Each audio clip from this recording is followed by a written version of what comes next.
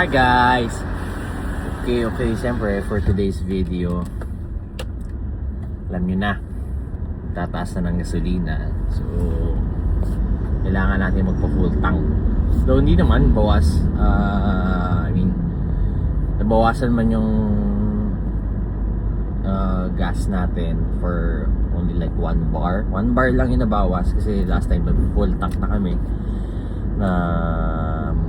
Kasi syempre sabi magtataas. So bukas, every Tuesday kasi nagtataas ng gasolina. So tingnan natin, samahan nyo ako. Tingnan natin kung gaano kahaba yung pila. It's already 11:05 in the evening.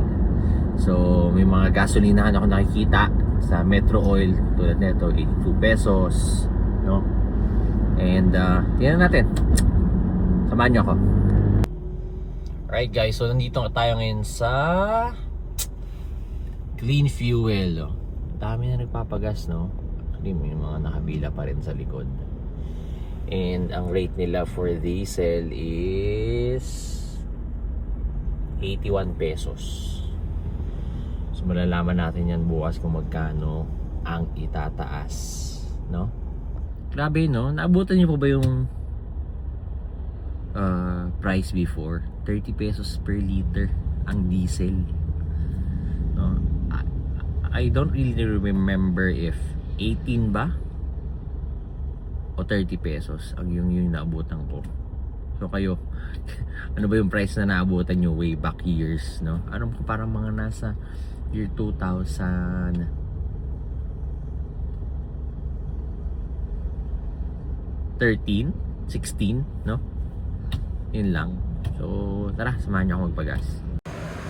So guys,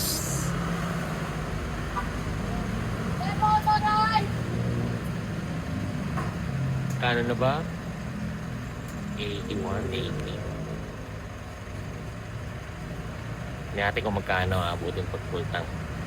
Again, full tank to before, 2 bars lang yung bawas. So yun na siya guys, 24 liters for 2,000. Diyos ko, dati 2,000 mga nasa 30 liters pa yan eh. 30 liters. Aray ko. Alright guys, so yun nga, pakataas ng gasolina, no? So kayo, nagpagas na ba kayo? So well, tingnan natin kung magkano abutin ng gasolina per liter tomorrow.